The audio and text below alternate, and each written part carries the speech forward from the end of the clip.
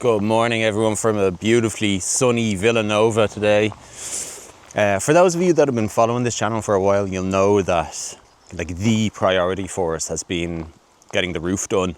That's been the focus of this page for the longest time, and having started the work almost a year ago now, I think it was September or something of last year, so maybe not quite a year, the work is finally done. So we're ready to show you all what's happened, what we've been doing, and give you sort of a first glimpse of what this house might look like once the work is finally completed. So to recap, we had to completely replace the roof basically. We stripped it right back, stripped all of the old slates off it, replaced all of the rotten timbers, reinforced it structurally, then we refelted it, rebattened it, and then put the slates back on. We also had to source some additional salvage slates for the ones that were broken. In doing that, we also had to replace all of the fascias and the woodwork at the top of the roof and the soffits, and we started to replace the rainwater goods as well. So it was a huge task, and it, like a lot of things, took a lot longer than we'd anticipated. But thankfully, it is now over. The roof is on, the roof is working. We've had some pretty heavy rain and none of it has come through. And we're ready to move on to the next stage of the process. So enjoy this recap of some of the work and the highlights over the last couple of months.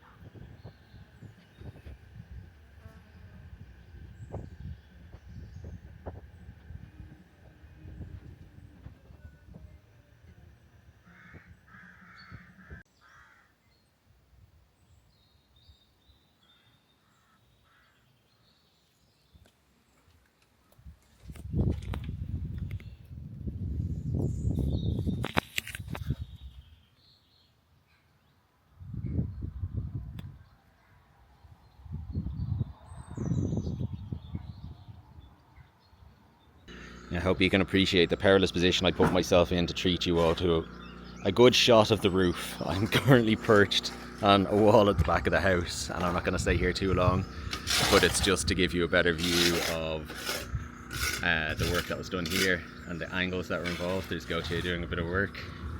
Again, lead flashing was replaced, and a better view of these chimneys that had to be rebuilt. Resplendent.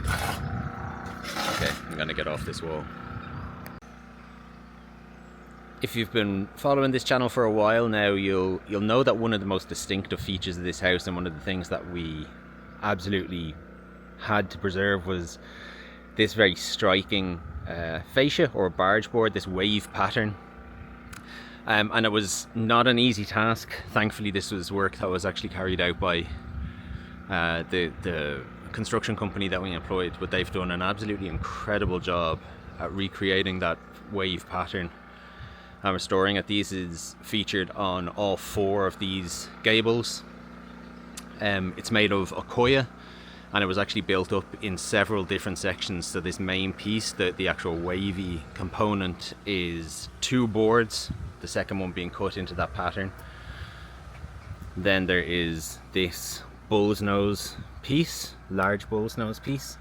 Then there's this just basic square piece that sits on top of the bull nose, and then there's another smaller bull nose that sits on top of that square piece. And overall it makes this really, really striking, a very distinctive profile, which we absolutely love. And now that the scaffolding is starting to come down, we're just starting to get a sense of this in its finished state, and it's absolutely spectacular, at least to me. It is. I don't know if other people take as much joy in seeing stuff like that, but that really makes my heart sing. Here you can see it from a different perspective. Again, it's hard to get a real sense of the impact of this from the scaffolding, and similarly here it's actually quite hard because it's obscured by the scaffolding. We can get a better sense of how striking it is, especially as it's contrasted against this sort of off-white of the walls. And on sunny days, when the sun is coming in from the back here, it leads to these really dramatic shadows being cast against this wall that mimic that wavy pattern of the barge board. It's really quite special.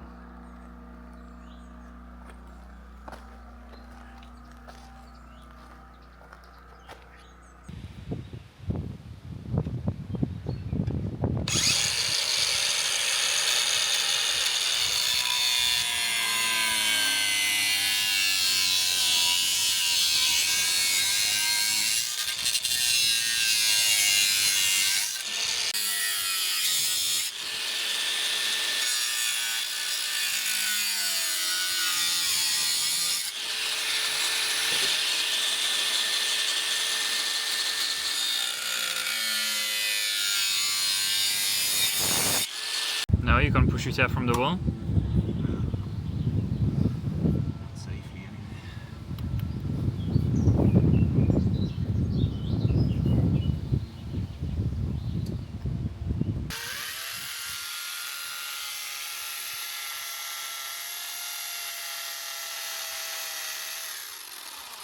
It's actually very hard to get purchase on it.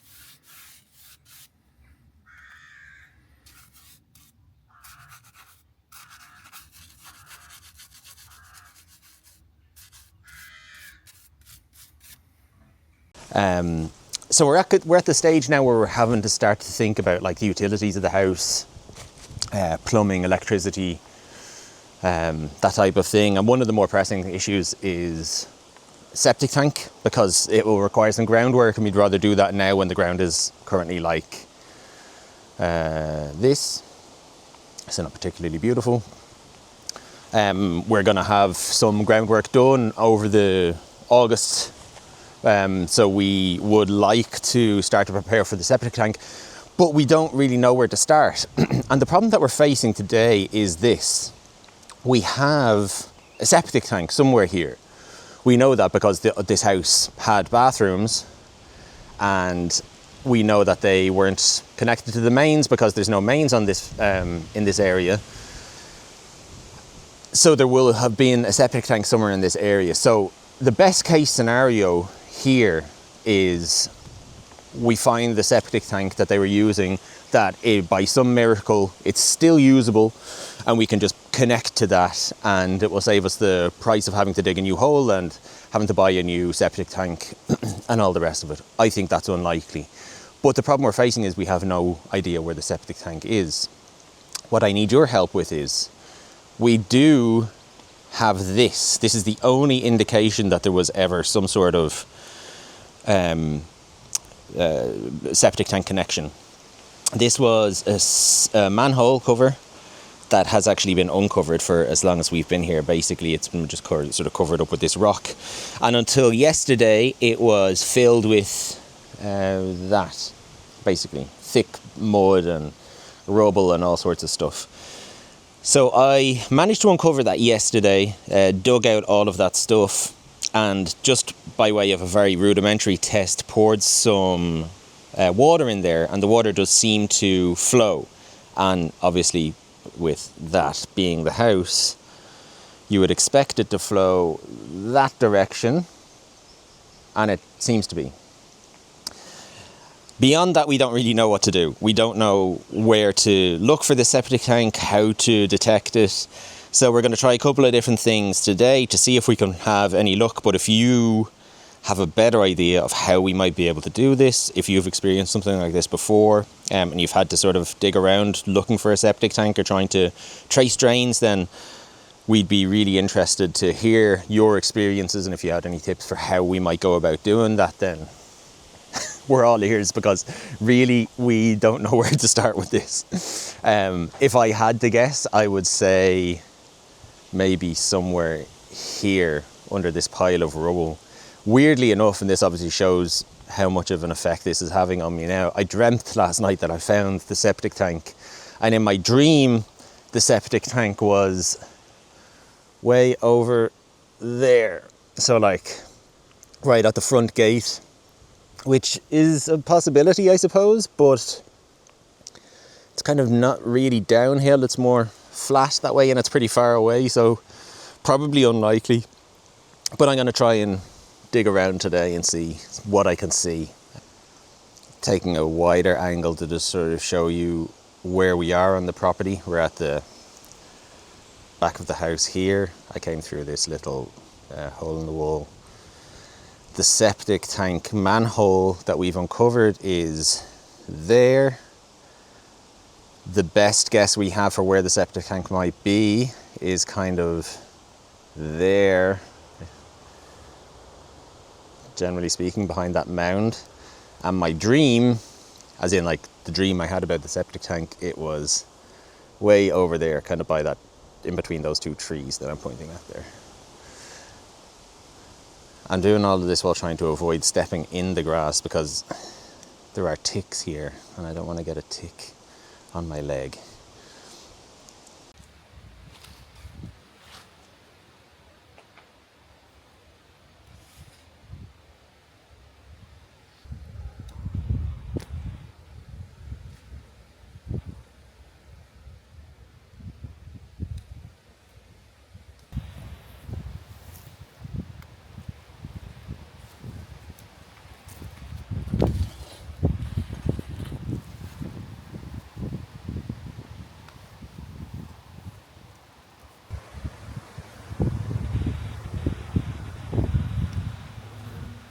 Is there a stone or something?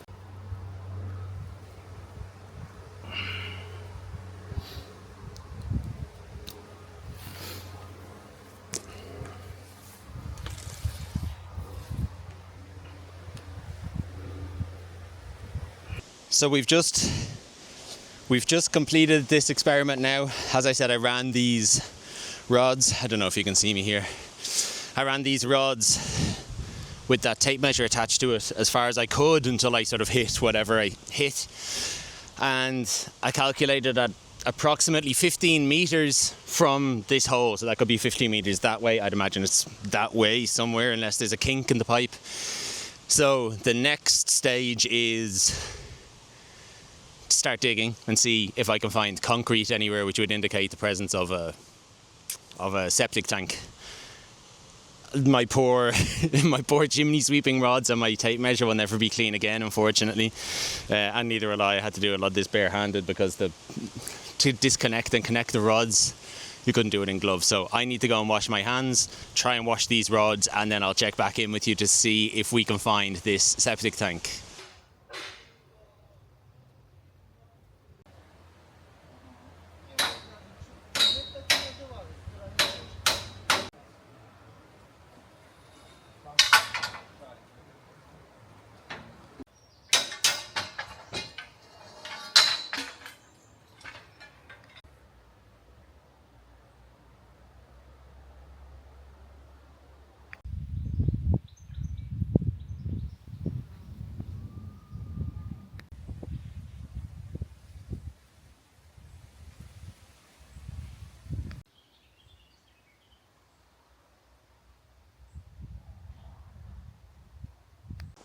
So with that job done, we are eager to continue with this wave of momentum and get on to the next thing.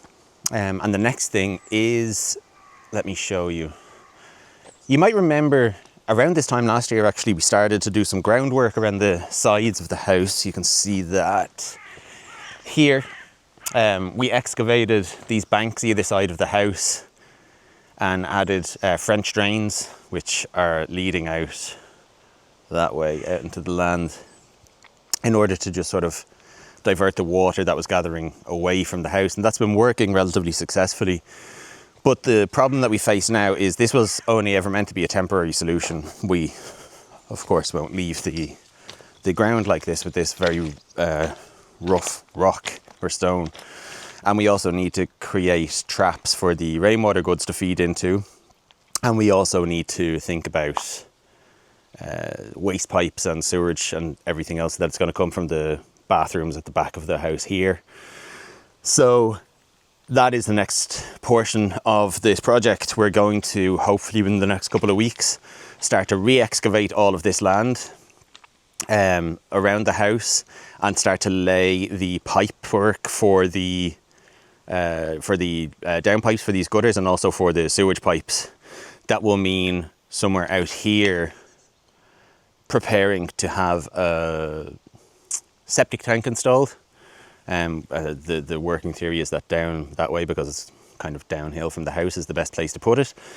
But just getting to that point is going to be a huge amount of work, so we're eager to get going with it and start to get all of this dirt and stuff moved.